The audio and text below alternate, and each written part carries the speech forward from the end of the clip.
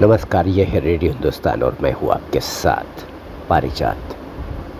Radio world में खबर है हमारे पड़ोसी देश नेपाल की। पंकज दास का आर्टिकल है ये, नया गठजोड़ नई सरकार। नेपाल में राजनीतिक अस्थिरता का दौर खत्म नहीं हो रहा। पिछले 15 वर्ष में 13वीं बार नेपाल में सरकार गिरी है।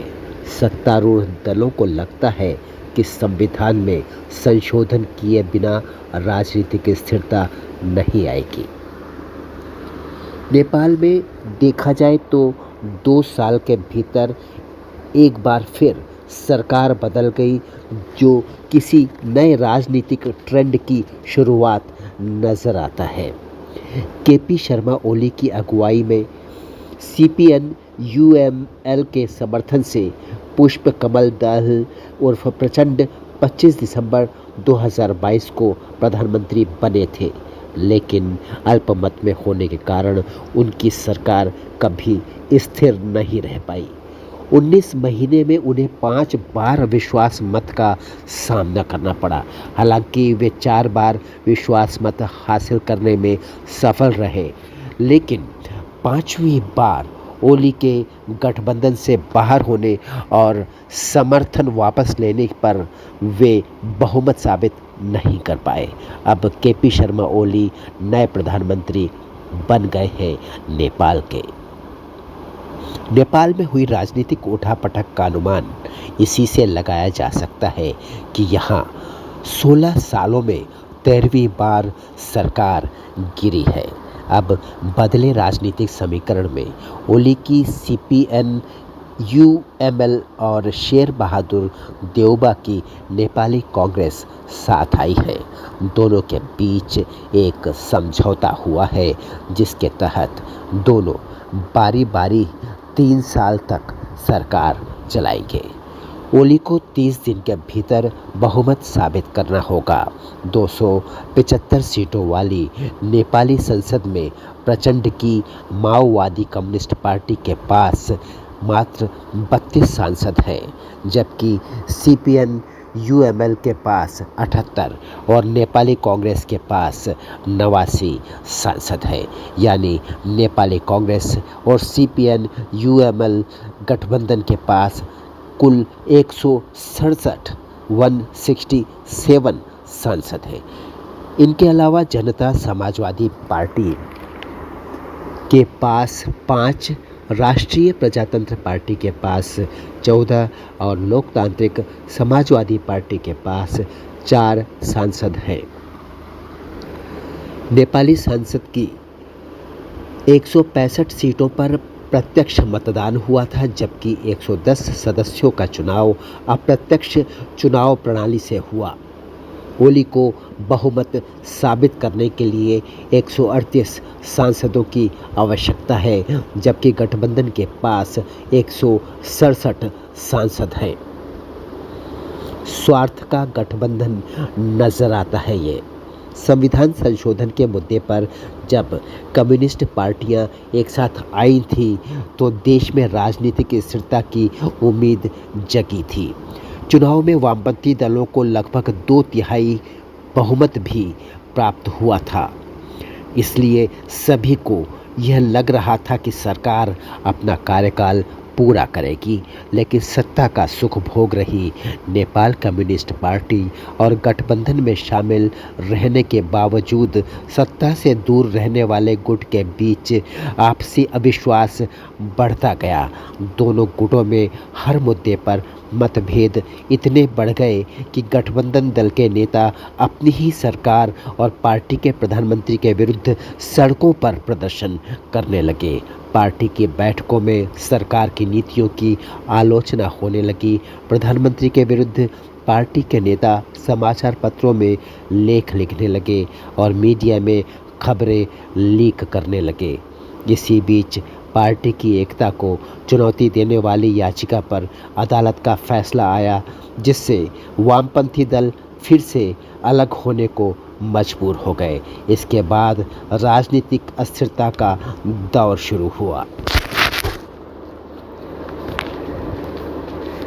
खैर, 2022 में फिर चुनाव हुए तो किसी भी दल को स्पष्ट बहुमत नहीं मिला। उस समय लग रहा था कि कांग्रेस और माओवादी कम्युनिस्ट पार्टी की गठबंधन सरकार बन जाएगी और नेपाली कांग्रेस के अध्यक्ष शेर बहादुर देउबा प्रधानमंत्री बनेंगे। लेकिन प्रचंड अड़े रहे, जबकि उनकी पार्टी के पास मात्र 32 सांसद थे। ओली भी प्रचंड को सत्ता से दूर ही रखना चाहते थे, लेकिन आखिरी 2 घंटों में कुछ ऐसा हुआ कि ओली पलट गए और प्रचंड को समर्थन दे बैठे। इसमें देउबा को सत्ता से दूर रहना पड़ा। इस तरह ओली प्रचंड की गठबंधन सरकार बनी। फिर प्रधानमंत्री बनने के बाद 1 महीने में ही प्रचंड ने ओली को दरकिनार कर देउबा के साथ गठबंधन कर लिया। लिहाजा ओली को 1 महीने में ही केंद्र और प्रदेश की सत्ता से बाहर होना पड़ गया। प्रचंड और देउबा की सरकार आराम से चल रही थी, लेकिन ओली इस विश्वासघात का बदला लेने की फिराक में थे।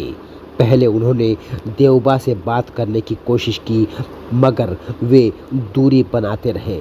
जब कांग्रेस नहीं मानी तो ओली ने इधर प्रचंड के साथ संवादहीनता को दूर करने के लिए खुद पहल की और उधर सत्तारूढ़ गठबंधन को तोड़ने के प्रयास में भी जुटे रहे। प्रचंड का यू टर्न सामने आया। नेपाल पर विभिन्न कारणों से अंतर्राष्ट्रीय दबाव पड़ा तो एक दिन अचानक पुष्पकमल दहल प्रचंड ने देउबा को दरकिनार कर दिया और ओली से हाथ मिला लिया। इससे कांग्रेस अगले ही दिन केंद्र और प्रदेश की सत्ता से बेदखल हो गई। प्रचंड अपनी राजनीतिक धोखाधड़ी पर सार्वजनिक तौर पर अभिमान के साथ कहते हैं, जब तक राजनीति में रहूँगा तब तक राजनीति में उथल पुथल होती रहेगी। बाद में उन्होंने यह कहना शुरू कर दिया कि उनके पास 32 का जादुई आंकड़ा है, इसलिए वे 5 साल तक प्रधानमंत्री बने रहेंगे। इसके अलावा वे बार बार कह रहे थे कि गठबंधन बदलता रहेगा पर प्रधानमंत्री वही रहेंगे। देउबा के साथ गठबंधन तोड़ने के बाद उन्होंने कहा कि सरकार में मंत्री और दल बदलते रहेंगे। फिर ओली से नाता जोड़ा तो कहा, गठबंधन का क्या है, आज इसके साथ कल उसके साथ होता रहेगा। तब ओली को खटका कि फिर से वे धोखा देने वाले हैं। उधर देउबा पहले से ही तिल मिलाए बैठे थे। सिर्फ ओली और देउबा ही नहीं, बल्कि प्रचंड की पार्टी के दूसरे नेताओं को भी लगने लगा कि महज 32 सांसद होने के बावजूद प्रचंड पहली और दूसरी सबसे बड़ी पार्टियों को बेवकूफ़ बना रहे हैं। इसमें संविधान का एक प्रावधान भी बड़ा कारण था। संविधान बनाने वाले दोनों प्रमुख दलों के नेताओं को अपनी गलतियों का एहसास हुआ कि संविधान में मौजूद कमियों को दूर किए बिना देश में राजनीतिक स्थिरता नहीं आ सकती। इस मुद्दे पर दोनों दलों के बीच सहमति बनी। फिर हुआ संविधान संशोधन। दरअसल राजनीतिक कलाबाजी के अलावा कुछ और भी मुद्दे हैं जिनके कारण संविधान में आमूलचूल परिवर्तन की मांग उठ रही है।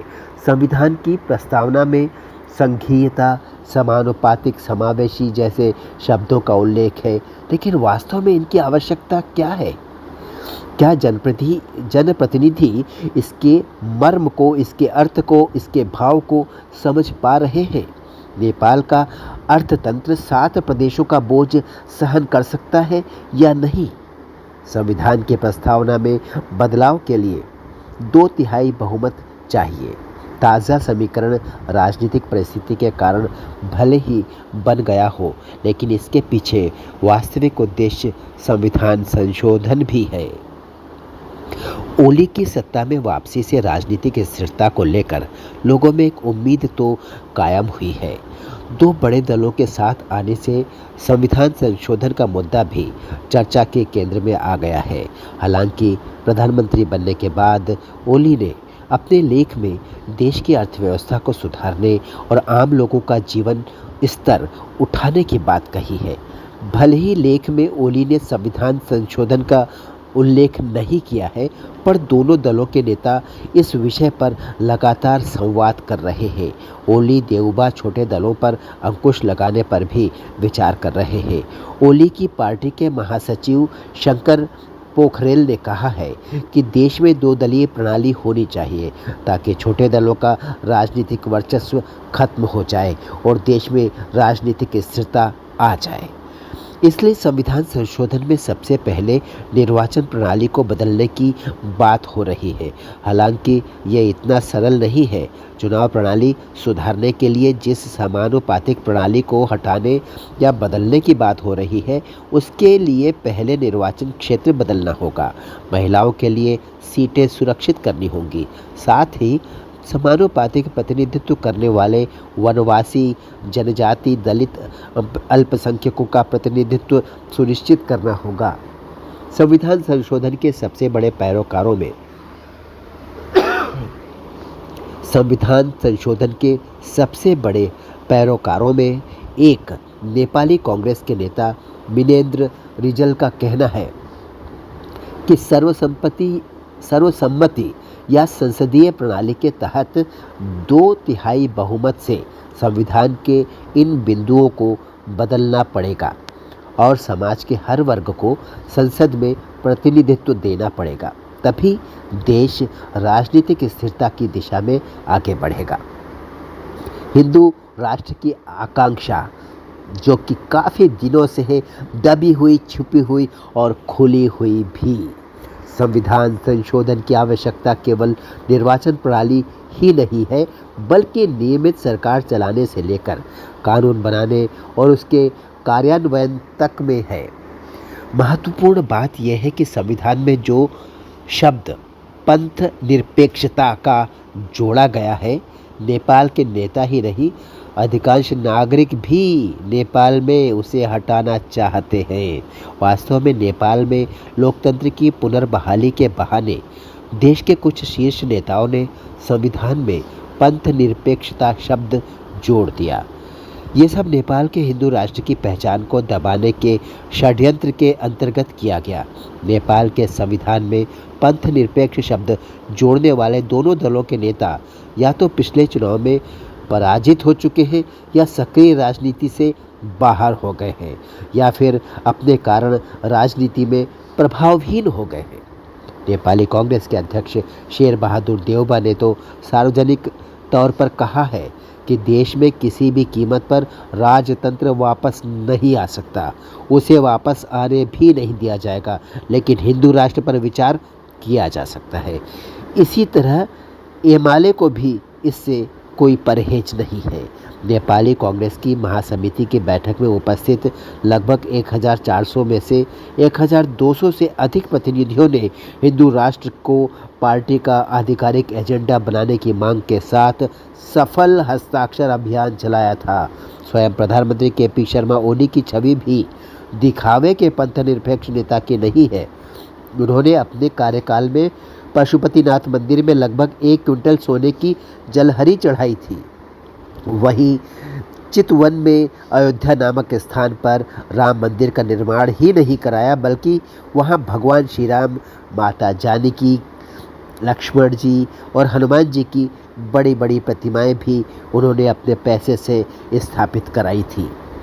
नेपाली जनता के मन में देश में राजनीतिक स्थिरता, आर्थिक उन्नति, समृद्धि की इच्छा और आकांक्षा तो है ही।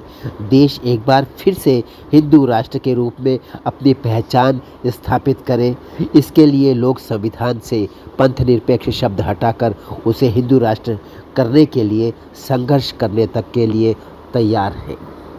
फिर मिलेंगे हम रेडियो वर्ल्ड में किसी अन्य महत्वपूर्ण खबर के साथ। तब तक करते रहिए काम, सुनते रहिए रेडियो हिंदुस्तान और बोलते रहिए जय श्री राम। पानी बचाइए, सबको सिखाइए, पेड़ लगाइए, सबको सिखाइए, क्योंकि बहुत आवश्यक है ये। जयराम जी की।